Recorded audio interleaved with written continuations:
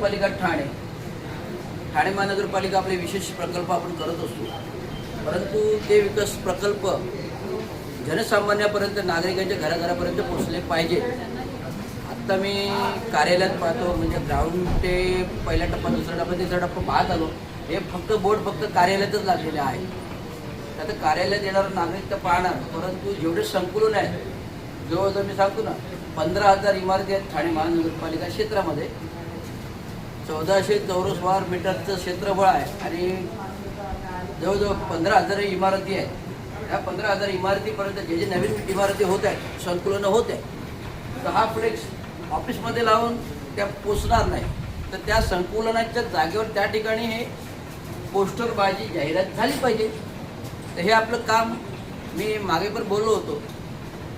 ठाणे महानगरपालिका ठाणे जलसंवर्धन म्हणजे रेन वॉटर हार्वेस्टिंग म्हणजे काय, तुम्ही जे ग्राउंड वॉटर आज आपल्याकडे सिमेंट कॉन्क्रिटिंगमुळे जमीन राहिलेली नाही।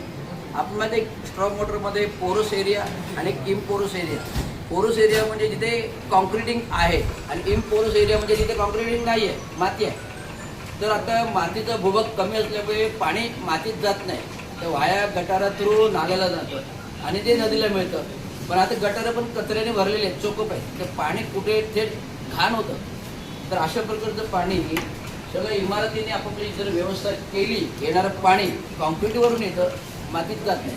तर येणारं पाणी प्रत्येक संकुलाने जर मला वाटतं एक 10 बाय 10 काय 20 बाय 20चं जरी केलं ना पॉन्डिंग, ते पॉन्डिंग करून ते पाणी रेन वॉटर हार्वेस्टिंगची सिस्टम आहे, त्या अनुषंगिक जर ते पाणी लिफ्टेड केलं वॉटर टँकमध्ये, तर ह्या पाण्याचा उपयोग आपल्या इमारतीतील संकुलातील लोकांनाच होईल। जे वापर भांडी घासणं, टॉयलेट धुणं, घर धुणं, लादी पुसणं, यासाठी हे पाण्याचा उपयोग होतो आणि पिण्याच्या पाण्याची बचत होईल, हा त्याचा मुख्य उद्देश आहे। आज आपल्याकडे 50 mld पाणी कमी आहे। का कमी आहे? कारण लोकसंख्या 35 लाख झाली, आपण कागदावरची लोकसंख्या 18 लाख दाखवतो। हा मुद्दा मी इलेक्शनमध्ये मांडला होता आणि डोंगरापर्यंत पाणी पोहोचत नाही। मी इंद्रनगरच्या प्रभागात उभा राहिलो होतो, तिकडे 1-2-3 म्हणजे एक टाकी बांधली, पंप आणि स्टंप बांधले, परंतु काय जो विभाग तो क्षेत्र पाहता, त्या डोंगर उतारावर असं स्टंप आणि पंप नाही, तिथे खालच्या लोअर लाईनला एक मोठं असे भारी मोठे टँक व्हायला पाहिजे। लोअर लाईनला टाकी नाही, त्यामुळे डायरेक्ट पाईपाने तो संप पंपामध्ये पोहोचता नाही, तर लोअर लाईनला म्हणजे डोंगराच्या पाय उतारासाठी टाकी व्हायला पाहिजे आणि त्या टाकीतलं जे सिटीचं वॉटर ते जमा व्हायला पाहिजे आणि नंतर ते डोंगरावरच्या टाकीमध्ये चढवायला पाहिजे पाईपलाईनद्वारे। अशी सिस्टम आहे, डोंगरपर्यंत माथ्यापर्यंत चढायची ही सिस्टम आहे पाणी।